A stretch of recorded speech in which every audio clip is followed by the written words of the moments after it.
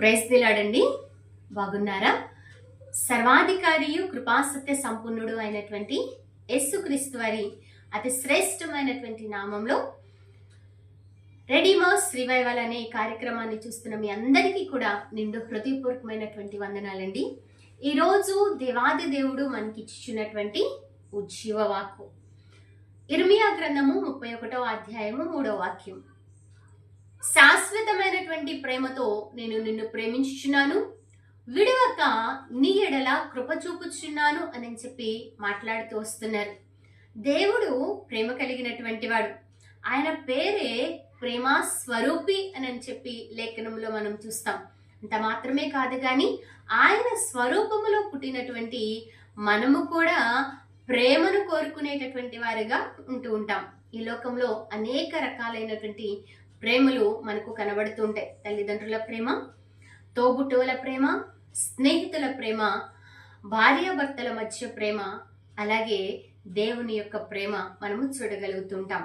అయితే దేవుని వాక్యము సెలవిస్తున్నది ఈ ప్రేమలన్నిటికన్నా కూడా శాశ్వతమైనటువంటి ప్రేమతో నేను నిన్ను ప్రేమిస్తున్నాను అని చెప్పి. ఇది అర్థం అవడానికి ఒక భక్తుని మనం జ్ఞాపకము చేసుకుందాం.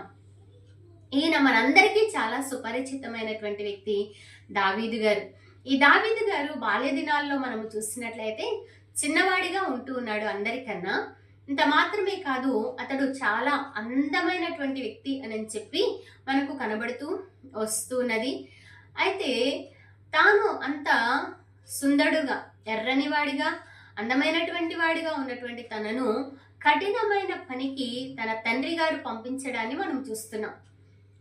ఎందుకు కఠినమైన పని అని మనం ఆలోచన చేస్తున్నట్లయితే యాకోబు గారు తన మామ అయినటువంటి లాబాను గారితో ఈ మాట చెప్తూ వస్తున్నారు.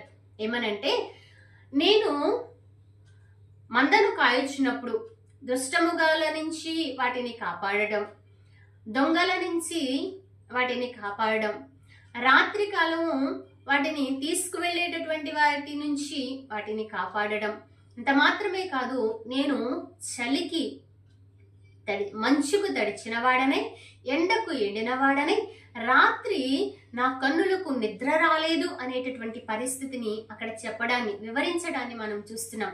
ఇంత చిన్న కుమారుని అక్కడికి పంపిస్తున్నారు అని అంటే, ఒకవేళ ఈ దావీదు గారికి కన్ను బాగోలేదా, లేకపోతే కాలు బాగోలేదా, చెవు బాగోలేదా, లేకపోతే సరైనటువంటి విధంగా లేదా అంటే అది లేదు.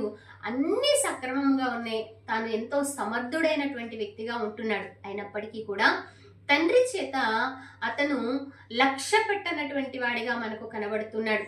తండ్రి ప్రేమ సరైన విధంగా అతనికి అందకపోవడం అక్కడ మనకు కనబడుతున్నది. నీ కుమారులను పిలిపించు అని చెప్పినప్పుడు ఆ 7గురినే పిలిపించాడు, కానీ ఇంకా ఒకడు ఉన్నాడు, అతన్ని నేను పిలిపిస్తాను అని చెప్పి ముందుగా చెప్పలేదు. వీరు ఎవరిని కాదు అని చెప్పి దేవాది దేవుడు చెప్పినప్పుడు, సమూయేలు గారు అడిగినప్పుడు అప్పుడు చెప్తున్నాడు యెషయా గారు, ఇంకొకడు ఉన్నాడు అని చెప్పి కదండి. అంటే అతన్ని లక్ష్యము చేయనటువంటి వాడిగా, ప్రేమ చూపించినటువంటి వాడిగా ఉండటాన్ని మనము చూడగలుగుతూ వస్తున్నాం. తన యొక్క జీవితంలో తండ్రి ప్రేమ తను పొందుకొనలేకపోయాడు సరైనటువంటి విధంగా. అంత మాత్రమే కాదు, ఆ యొక్క మందను కాసుకుంటూ, ఆ ఎడారిలో జీవిస్తూ, ఆ మంచుకు తడుస్తూ, ఎండకు ఎండుతూ, ఒకవేళ ఆ యొక్క గొర్రెల మీద ఏవైనా దుష్ట మృగాలు వస్తాయి అని చెప్పి, జంతువులు దాడి చేస్తాయి అని చెప్పి, దొంగలు ఏమైనా వాటి మీద దాడి చేస్తారు అని చెప్పి, అంత మాత్రమే కాదు, తన తోటి కాపర్లు ఒకవేళ మందలోనున్నటువంటి వాటిని దొంగిలిస్తారేమో అని చెప్పి ఎంతో జాగ్రత్తగా వాటిని చూస్తున్నటువంటి వాడిగా ఉంటూ ఉన్నాడు. అయితే ఇతనిని దేవుడు లక్ష్య పెట్టినట్లుగా మనము చూడగలుగుతున్నాం. అందుకనే సమూయేలు ప్రవక్త గారిని యెషయా గారి దగ్గరికి పంపించడాన్ని మనం చూస్తున్నాం. తండ్రి లక్ష్య పెట్టలేదు, దేవుడు అతని మనస్సును లక్ష్య పెట్టిన విధానాన్ని, అతన్ని ప్రేమించినటువంటి విధానాన్ని మనము చూడగలుగుతున్నాం. ఈ సమయంలో ఒక మాటను ఆలోచన చేస్తున్నట్లయితే, ఎవరైనా పెద్దవారి దగ్గరకు చిన్నవారు వెళ్తారు. అంత మాత్రమే కాదు, చిన్నవారు పెద్దవారి కోసం వెయిట్ చేస్తూ వస్తుంటారు. ఈ యొక్క సమూయేలు ప్రవక్త గారు యెషయా గారితో అంటున్నటువంటి మాట ఏంటంటే, అతన్ని పిలిపించండి, అతడిక్కడకు వచ్చే వరకు నేను మనం ఇక్కడే ఉంటాము, ఇక్కడే కూర్చుందుము అని చెప్పిన మాటను లేఖనంలో మనం చూడగలుగుతూ వస్తూ ఉంటాం. అంటే ఈయన సామాన్యమైనటువంటి వ్యక్తి అంటే కాదు. దాను మొదలుకుని బెర్షెబా వరకు సమూయేలు గారు పలికినటువంటి మాట ఏది నిరర్ధకము కాలేదు అని చెప్పి లేఖనంలో మనం చూస్తుంటాం. అటువంటి వ్యక్తి అక్కడ దూర ప్రాంతంలో ఉంటున్నాడు కదా. ఒకవేళ వచ్చేసరికి ఒక రోజు పట్టుద్దో, 2 రోజులు పట్టుద్దో, లేకపోతే ఎంత సమయం అవుతుందో నేను వెయిట్ చేయలేను, నేను వెళ్తాను, అతను వచ్చిన తర్వాత నన్ను పిలిపించండి అని చెప్పి సమూయేలు గారు అనలేదు. అంత మాత్రమే కాదు కానీ, లేకపోతే అతన్నే నా దగ్గరకు తీసుకురా అని చెప్పి ఆయన అనలేదు. కానీ దావీదు గారు వచ్చే వరకు కూడా సమూయేలు ప్రవక్త గారు వెయిట్ చేయడాన్ని మనం చూస్తూ వస్తున్నాం. దేవుడు ఎంత ఆధిక్యతను, ఎంత ప్రేమను దావీదు గారి పక్షంగా కనుపరుస్తున్నారు మనకు అర్థమవుతూ వస్తున్నది. దేవునికి స్తోత్రం, హల్లెలూయా. రెండో విషయాన్ని మనం ఆలోచన చేసినట్లయితే తన జీవితంలో అన్నల యొక్క ప్రేమను కోల్పోవడాన్ని మనము చూస్తూ వస్తున్నాం. ఈ గొర్రెలను కాయడానికి వెళ్ళినప్పుడు తండ్రి గారు లేకపోతే నాన్నగారు ఎందుకు తమ్ముడిని పంపిస్తారు, మేము ఇంతమంది ఉన్నాం కదా, మేము ఎవరో ఒకళ్ళం వెళతాము, ఆ కష్టమైనటువంటి పని తనకెందుకు అని అనలేదు. అంత మాత్రమే కాదు కానీ వారు యుద్ధ భూమిలో ఉన్నప్పుడు యొక్క దావీదు గారు వారి దగ్గరికి వెళితే అక్కడ అన్నైనటువంటి ఎలియాబు గారు ఒక మాటను మాట్లాడుతూ వస్తున్నారు. మొదటి సమూయేలు గ్రంథము 17వ అధ్యాయము 28వ వాక్యంలో చూస్తే, ఎలియాబునకు దావీదు మీద కోపము వచ్చి అతనితో, నీవిక్కడికి ఎందుకు వచ్చితివి? అరణ్యములోని ఆ చిన్న గొర్రెల మందను ఎవరి వశము చేసితివి? నీ గర్వము, నీ హృదయపు చెడుతనమును నేనెరుగుదును అని చెప్పి దావీదును అపార్థము చేసుకున్నటువంటి పరిస్థితిని మనం చూస్తున్నాం. దావీదు గారైతే తాను దేవుని కొరకు శూర కార్యము చేయడానికి సున్నతి లేని ఫిలిష్తీయుడు ఎటువంటి వాడు అని చెప్పి దేవునికి వ్యతిరేకంగా మాట్లాడుతున్నాడు అని చెప్పి ఆయన మాట్లాడుతూ అక్కడ దేవుని పక్షంగా నిలవబట్టడానికి, యుద్ధము చేయడానికి మంచి మాటలు పలికిన తన జీవితంలో తాను చెప్తున్నటువంటి మాట ఏంటంటే, నీకు గర్వం కలిగిన వాడు, చెడ్డ ఆలోచన కలిగిన వాడు అని చెప్పి తన అన్న అయినటువంటి ఎలియాబు అతన్ని కోపట్టాన్ని, తన మీద కోపము తెచ్చుకోవడాన్ని మనం చూస్తున్నాం. సహజంగా అన్న అంటే తండ్రి తర్వాత తండ్రి అంటూ ఉంటారు కదండి. అక్కను తల్లి తర్వాత తల్లి అంటూ ఉంటారు. వారి ప్రేమను పొందుకొనున్నట్లుగా దేవుడు మనుషులు వారి బాధ్యతలను నెరవేర్చేటటువంటి వారిగా కూడా కొన్ని ప్రాంతాల్లో మనం చూస్తూ వస్తుంటాం. కానీ ఇక్కడ మనం చూసినట్లయితే కొన్ని కుటుంబాల్లో అట్టి ప్రేమను అందించినటువంటి విధంగా దావీదు గారి జీవితంలో ఆ ప్రేమను అందించలేకపోయారు. అన్నలు అందరూ అతన్ని తృణీకరించినటువంటి వారిగా, మరి ముఖ్యంగా పెద్దన్నయ్య అయినటువంటి ఎలియాబు గారు అతన్ని కోప్పడినటువంటి విధంగా, అంత మాత్రమే కాదు కానీ అతన్ని అపార్థము చేసుకున్నటువంటి విధంగా, అతని మనస్సును అర్థము చేసుకున్నటువంటి పరిస్థితి మనకు కనబడుతూ వస్తున్నది. అయినప్పటికీ కూడా అక్కడ నుంచి దావీదు గారు మౌనంగా వెళ్ళిపోయారు అనేటటువంటి మాట లేఖనంలో మనం చూస్తూ వస్తుంటాం. రెండో విషయం ఏంటంటే, అన్నల ప్రేమను కూడా, తోబుట్టువుల ప్రేమను కూడా తాను పొందుకోలేనటువంటి వ్యక్తిగా కనబడుతూ ఉన్నారు. మూడో విషయాన్ని మనం ఆలోచన చేసినట్లయితే, రాజుగారు ఈ యొక్క వాక్యాన్ని లేఖనంలో మనం చూసినట్లయితే మొదటి సమూయేలు గ్రంథము 18వ అధ్యాయము 9వ వాక్యం. కాబట్టి నాట నుండి దావీదు మీద విషపు చూపు నిలిపెను. సౌలు 1000 కొలది, దావీదు 10,000 కొలదియు శత్రువులను హతము చేసిరని వారు పాడుతూ రావటాన్ని మనము చూస్తూ వస్తున్నాం. దేవునికి స్తోత్రం, హల్లెలూయా.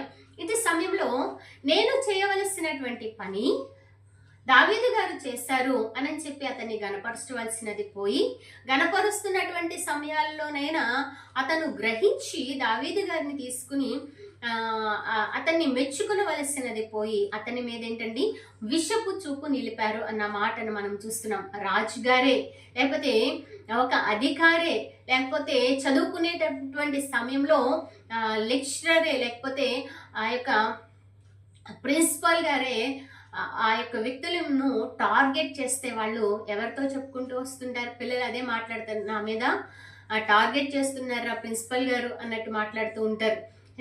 ఈ ఈ విధమైనటువంటి సంభాషణ అధికారులు కానీ లేకపోతే ఇక్కడ మనం చూసినట్లయితే రాజు గారు ఆ విధంగా టార్గెట్ చేసినప్పుడు రాజే సంరక్షించవలసినటువంటి వాడు, ఇంకా ఎవరు సంరక్షిస్తారు అనేది మనం ఆలోచన చేయవలసినటువంటి విషయము.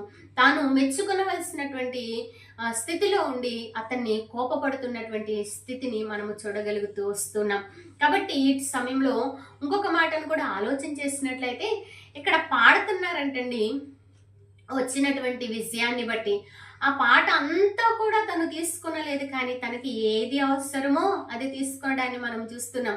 ఆ పాట పల్లవి ఏంటో ఇంకా మిగతా చరణాలు ఏంటో, చరణాల్లో పదాలేంటో మనకు తెలియదు, కానీ ఆ ఒక్క మాటను పరిశుద్ధాత్మ దేవుడు దాంట్లో రాయించడాన్ని మనం చూస్తూ వస్తున్నాం. మనము కూడా కొన్ని సందర్భాల్లో పాట ఎందుకు పాడుతున్నారో తెలియదు, ఏ అర్థమో తెలియదు, కానీ అందుకనే ఒక భక్తులు మాకు ట్రైనింగ్ ఇచ్చినటువంటి స్వామన్న గారు ఈ మాట మాట్లాడుతూ వచ్చారు.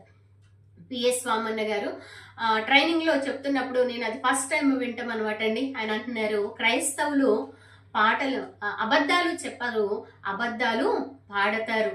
నీ ఉంటే నాకు చాలంటారు, నీ మాట చాలంటారు, నీ చూపు చాలంటారు, నీ తోడు చాలంటారు, కానీ దేవుణ్ణి విడిచిపెట్టి ఏదైనా ఫంక్షన్ వస్తే వెళ్ళిపోతారు, లేకపోతే ఏదైనా కార్యక్రమం వస్తే వెళ్ళిపోతారు, ఏదైనా బలహీనత వస్తే వెళ్ళిపోతూ ఉంటారు, కానీ నీ ఉంటే చాలు అని అబద్ధాలు పాడతారు అని చెప్పటము విన్నప్పుడు నాకు చాలా ఆశ్చర్యం అనిపించింది. నిజమే కదా అని ఆలోచన కూడా కలిగింది.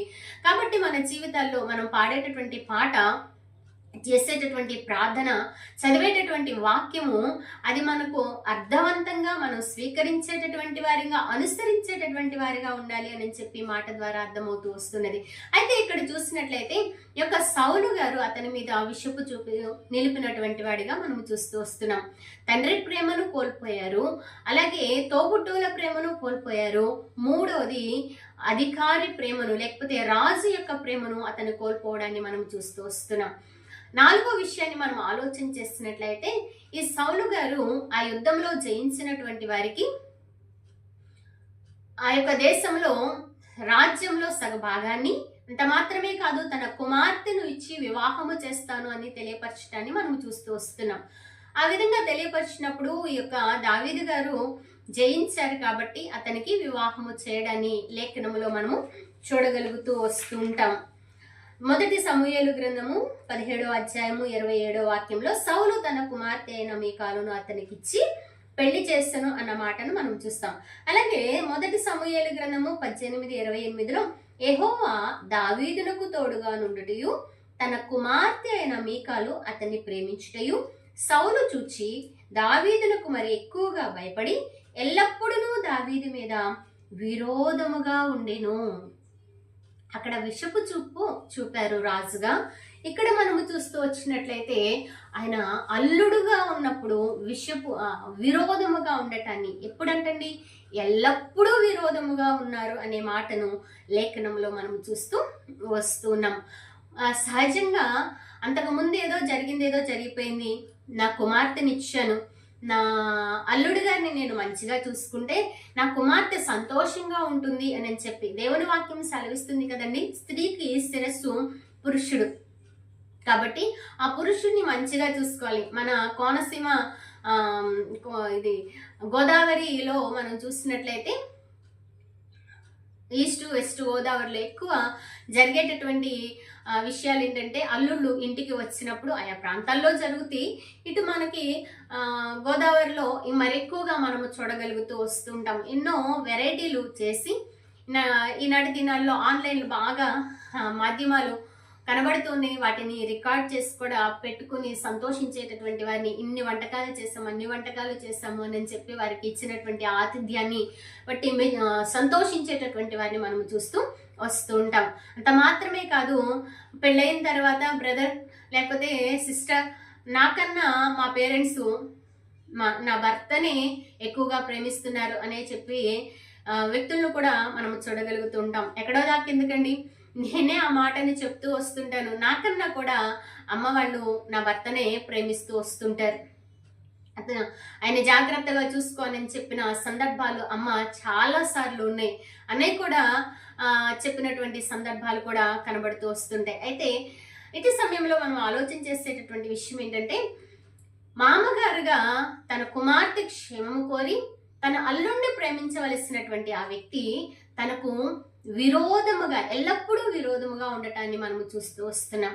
అయితే ఆ తర్వాత జరిగినటువంటి సంఘటన ఏంటంటే, ఆ యొక్క మామగారు తన మీద విరోధాన్ని పెంచుకుని తను ప్రేమించినటువంటి తన కుమార్తె జీవితము ఎలా అయిపోయినా పర్వాలేదు, తను వితంతువుగా ఉన్నా పర్వాలేదు, కానీ తన కంటికి దావీదు గారు కనబడకూడదు అని చెప్పి ఆయన కోరుకునడాన్ని మనం చూడగలుగుతూ వస్తున్నాం. అందుకని ఇక్కడ 4వ విషయాన్ని మనము చూస్తున్నట్లయితే, తన మామగారి ప్రేమను, పిల్లనిచ్చినటువంటి మామగారి ప్రేమను కూడా తను పొందుకోలేదు. ఆ తర్వాత ఇంకొక మాటను మనం చూద్దాం. 1 సమూయేలు గ్రంథము 19వ అధ్యాయము 11వ వాక్యం. ఉదయమున అతని చంపవలనని పొంచి ఉండి దావీదును పట్టుకొనుటకై సౌలు అతని ఇంటికి దూతలను పంపగా, దావీదు భార్య అయినటువంటి మీకాలు, ఈ రాత్రి నీ ప్రాణమును నీవు దక్కించుకుంటేనే కాని రేపు నీవు చంపబడదు అని చెప్పి కిటికీ గుండా దావీదును దింపగా అతడు తప్పించుకొని పారిపోయేను. దేవునికి స్తోత్రం, హల్లెలూయా. ఇక్కడ మనము చూస్తున్నటువంటి విషయం ఏంటంటే, మీకాలు గారు దావీదు గారిని తప్పిస్తున్నారు. కిటికీ గుండా దించి తప్పిస్తున్నారు. అక్కడ దావీదు గారికి ఆ విషయం తెలియదు. ముందుగా ఎవరికి తెలుసు అంటే మీకాలు గారికి తెలుసు. తన తండ్రి తన భర్తను చంపుతున్నారండి. అప్పుడు చంపాలని ఉద్దేశిస్తున్నారని తెలిసినప్పుడు తను ఏం చేయాలి? తండ్రి గారి దగ్గరికి వెళ్ళి, తండ్రి గారు, నా భర్తను ఇలా చేయడము కరెక్ట్ కాదు కదా, వివాహం మీరే చేశారు కదా, నేను నా ఇష్టపూర్వకంగా కూడా నేను చేసుకునలేదు, అయినప్పటికీ ఎందుకు నా భర్తను మీరు ద్వేషిస్తున్నారు, చంపాలనుకుంటున్నారు, ఇదిగో నా భర్త జోలికి వెళ్ళాలి అంటే నన్ను దాటి మీరు వెళ్ళాల్సిందే అని చెప్పి భార్యగా తాను మాట్లాడవలసినటువంటిది పోయి తన తండ్రికి విరోధంగా ఉన్నాడు, లేకపోతే తండ్రి తనపై విరోధంగా ఉన్నాడని, తనను చంపాలనుకుంటున్నాడు అని చెప్పి తనను తప్పించిన పరిస్థితిని మనము చూడగలుగుతుంటాం. ఇంత మాత్రమే కాదు కానీ లేఖనంలో దేవుని మందసాన్ని తీసుకుని వస్తున్నటువంటి సమయంలో దావీదును చూసి మనస్సులో హీనముగా ఎంచుకున్నది అనేటటువంటి మాటను కూడా లేఖనంలో మనము చూడగలుగుతూ వస్తుంటాం. 2వ సమూయేలు గ్రంథము 6వ అధ్యాయము 16వ వాక్యంలో మనము చూసినట్లయితే, యెహోవా సన్నిధిని గంతులు వేయుచు నాట్యమాడుచు ఉన్న దావీదును కనుగొని తన మనస్సులో అతన్ని హీనపరచెను అన్న మాటను మనం చూస్తాం. రెండవదిగా మనం చూసినట్లయితే 2వ సమూయేలు గ్రంథము 6:20లో వ్యర్థుడొకడు బట్టలు విప్పినట్లు అని చెప్పి మాట్లాడుతూ అతన్ని అపహసించినటువంటి విషయాన్ని కూడా మనము చూస్తూ వస్తుంటాం. భర్తను ప్రేమించవలసినటువంటి భార్య అతన్ని హీనపరిచింది, తన మనస్సులో హీనపరుస్తూ వస్తుంది. పైకి ఏదన్నా మాటని వదిలేసిందంటే అది కాదు, కానీ మనస్సులో హీనపరిచినప్పుడు ఎప్పటికీ కూడా ఆ వ్యక్తిని చేర్చుకొనలేనటువంటి వారిగానే ఉంటాము అనే మాట మనకు అర్థమవుతుంది. అందుకనే ఆ తర్వాత వాక్యాల్లో మనం చూసినట్లయితే తాను మరణించే వరకు కూడా తను పిల్లలను కనలేకపోయింది అనేటటువంటి మాటను మనం చూస్తాం. తను ప్రేమిస్తే కదా, తను దగ్గరికి రానిస్తే కదా, తను మంచిగా ఆదరిస్తే కదా, తన సపోర్ట్ తనకి ఇవ్వగలిగితే కదండి తన యొక్క జీవితంలో సంతోషాన్ని అనుభవించడానికి. కానీ తన యొక్క జీవితంలో సంతోషాన్ని కోల్పోయింది, తన భర్తకు అండగా నిలవలేకపోయింది. ఇక్కడ మనం ఆలోచన చేసినట్లయితే భార్య ప్రేమను కూడా ఈ దావీదు గారు కోల్పోవడాన్ని మనం చూస్తూ వస్తున్నాం. తండ్రి ప్రేమ లేదు, తోబుట్టోల ప్రేమ లేదు, అలాగే రాజుగారి ప్రేమ లేదు, మామగారి ప్రేమ లేదు, భార్య ప్రేమ కూడా లేదు. చివరికి అనుకున్నారు, సరే నన్ను ప్రాణంగా ప్రేమించేటటువంటి స్నేహితుడు ఉన్నారు కదా, ఈ లోకంలో తల్లిదండ్రులకు చెప్పుకోలేనటువంటివి, భార్యతో చెప్పుకోలేనటువంటివి, అంత మాత్రమే కాదు అన్నదమ్ములతో తోబుట్టువులతో చెప్పుకోలేనటువంటివి కూడా ఫ్రెండ్స్తో షేర్ చేసుకుంటారు అని చెప్పి అంటూ ఉంటారు. అలాగే తనను ఎంతగానో ప్రేమించినటువంటి, ఎలా ప్రేమించాడు అంటే ఆ యొక్క యోనాతాను గారు ఒక స్త్రీ పురుషుణ్ణి ఏ విధంగా ప్రేమిస్తుందో, నిజంగా ఒక స్త్రీ పురుషుణ్ణి ప్రేమించినప్పుడు తన జీవితకాలం అంతా కూడా తనకు బొద్దురాలిగానే ఉంటుంది అనేటటువంటి విషయం. ఏ బాధ అయినా, ఏ కష్టమైనా, ఏదైనా కానీ తను విడిచిపెట్టకుండా తన క్షేమాన్ని కోరుకుంటూ తను నిందలు పడినా, బాధపడినా, కష్టపడినా, తను ఇబ్బంది పెడుతున్నప్పటికీ కూడా వదిలిపెట్టకుండా తనను ప్రేమించేటటువంటిదిగా ఒక స్త్రీ కనబడుతూ వస్తుంటది. అయితే అట్లా ప్రేమించాడు అని చెప్పి యోనాతాను గారు నా ప్రాణ స్నేహితుడు అని చెప్పి అనుకున్నాడు. అయితే ఒక సందర్భంలో తాను కూడా అతన్ని దావీదు గారిని విడిచిపెట్టి వెళ్ళిపోవడాన్ని మనం చూస్తూ వస్తున్నాం.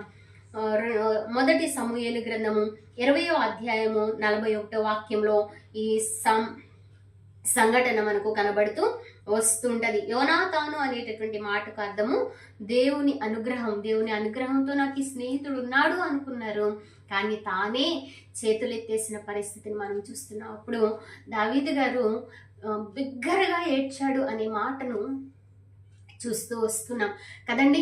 మన అనుకున్నటువంటి వారు పోన్లే ఎవరున్నా లేకపోయినా నాకు స్నేహితుడు ఉన్నారు అని చెప్పి తను ఒకవేళ ధైర్యంగా ఉన్నాడేమో, ఆ సమయంలో ఎంతో బిగ్గరగా ఏడ్చాడన్న మాటను మనం చూస్తున్నాం. అందుకని పండితులు చెప్పేటటువంటి మాట అండి, మనం ఒక ఇద్దరిని ఫ్రెండ్స్గా చేసుకోవాలంట.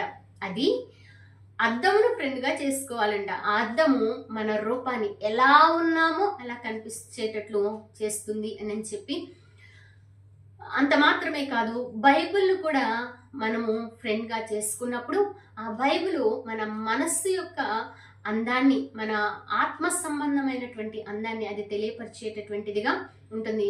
నిజంగా ఆ స్నేహితుడు విడవక ప్రేమించిన లేఖనములో చెప్పినట్లు వాక్యమై ఉన్నటువంటి దేవాది దేవుడు విడవక ఆయన్ని ప్రేమించినటువంటి వాడిగా. అందుకని అక్కడ చదువుకున్నటువంటి లేఖన భాగంలో మనం చూసినట్లయితే శాశ్వతమైనటువంటి ప్రేమతో నేను నిన్ను ప్రేమించుచున్నాను, విడవక నీ ఎడల కృప చూపుచున్నాను అని చెప్పి వీరందరూ విడిచిపెట్టినప్పుడు, వీరు ఈ ప్రేమ ఎవరిది దొరికినప్పుడు తను అనుకుని ఉండవచ్చు, ఇంకా నా బ్రతుకెందుకు, నేను ఎందుకు బ్రతకాలి, అందరి చేత నేను తృణీకరించబడిన వాడిగా ఉన్నాను, కానీ నేను అందరినీ ప్రేమిస్తున్నాను కదా, నన్ను ఎందుకో అర్థం చేసుకోలేకపోతున్నారు అని చెప్పి నేను అన్ని ప్రేమల్లో విఫలమయ్యాను, నా జీవితము ఫెయిల్ అయిపోయింది, నా ప్రేమ ఫెయిల్ అయిపోయింది అని చెప్పి తను బాధపడి ఉండవచ్చు. అయితే దేవుడు అంటున్నాడు మలాకీ గ్రంథము 3వ అధ్యాయము 6వ వాక్యంలో, నీ దేవుడినైనా నేను మార్పు లేని వాడను అని చెప్పి మార్పు లేని ప్రేమతో ఆయన్ని ప్రేమించారు.